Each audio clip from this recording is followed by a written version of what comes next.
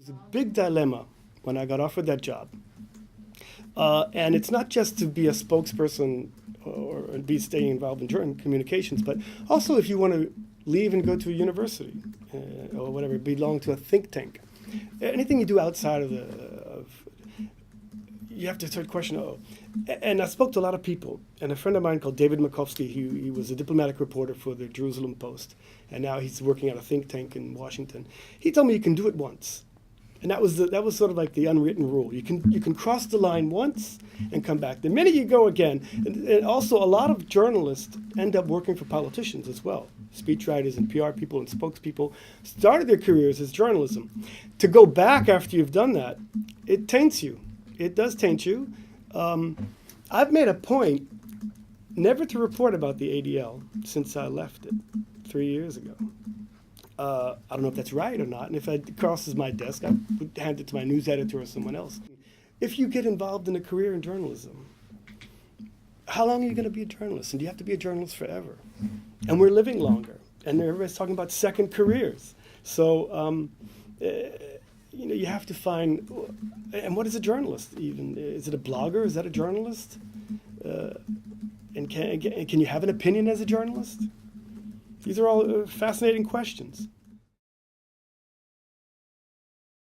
I came from a very classical journalism background. I started off in the wires, and I worked my way up to be a wire reporter covering everything, and then having a beat that I covered the military and security.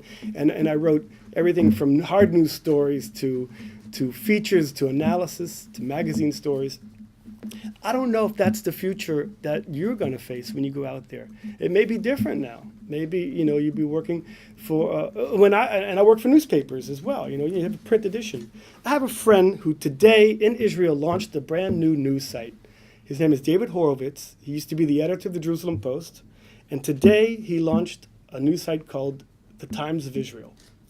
And he just sent me his new link. It's a beautiful website. You should go on it and look at it.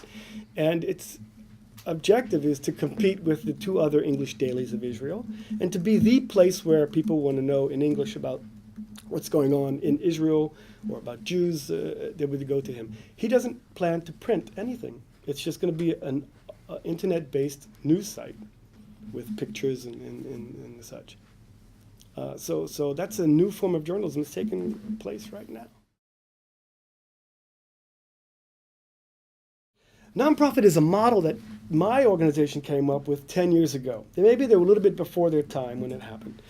They wanted to take away any kind of... let's look at the Times of Israel, for example. They have a guy who's backing them. And my friend David Horowitz says he claims that there's absolutely no strings attached. Okay, whatever. So the CEO of the MediaLine went out and got a board of senior American journalists, mainly, to be on this board, set up a whole program. They collected money, and I don't know where it's from. They tell me it's from Christians, Jews, and Arabs. From the Arab world, from probably evangelicals, the Jewish world in Israel. And they put together this website. It lasted for 10 years. And the agenda that we have is that we have no agenda.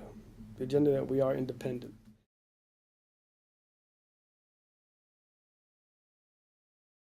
When I was a Knight Fellow, I went to the library here, and I was looking at stories covering the West, and I saw that my stories were footnoted in lots and lots of places. I was a defense correspondent for the Jerusalem Post when there was only one English newspaper in Israel. So a lot of the foreign correspondents or researchers or whatever would be quoting a lot of the stories that I was in. And I'm looking at it and I said, I don't remember writing that story. Because I was writing 3 or 4, sometimes 5 stories a day in analyses. I said, I don't like that I don't remember.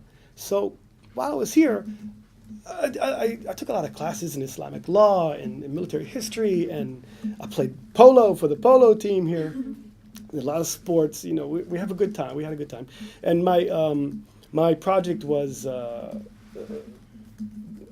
terrorism in the media and the New Age. But when I was here, I wanted to go back. I sort of like rethought of the way I saw a news story. I didn't want to be a parrot. Didn't want to have a general talk to me and just repeat what he had to say. I wanted to know what he was talking about, to know if I was being fed bullshit or not. And I wanted to remember every story, and I wanted to be able to write it better. And when I went back, I did. I went back to my same beat. And if you looked at my stories from before I was here and after I was here, I think the quality of my writing was much better because I made an effort to remember each story that I did. And I enjoyed it much better as a journalist.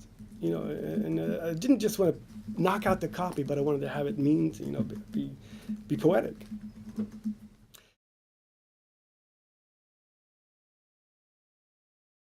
My reporters also, some of the reporters don't want their real names used. I have a guy in Jordan and a fellow in Gaza.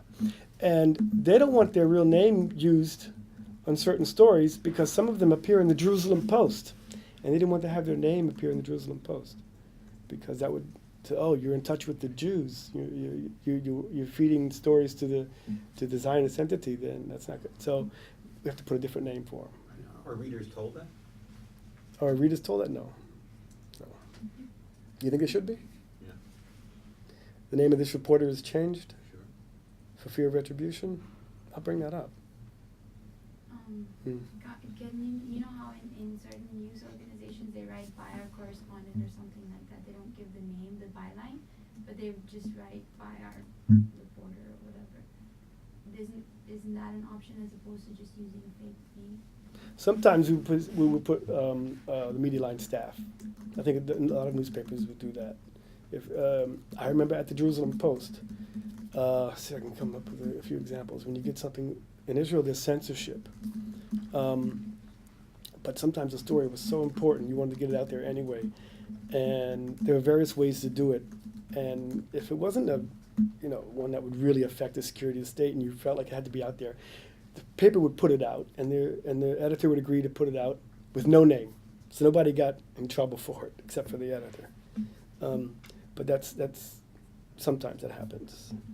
But everyone in Israel would know who the person is anyway, right? If you're a journalist, you can read between the lines. Not everybody can read No, between but the depending on the military topic. censor is going to, I mean, they're sophisticated Yeah. enough, and it's a small enough community where that's really... Everybody knows it was like a certain Right. reporter. You wrote that, Right. and they can say, "No, I didn't.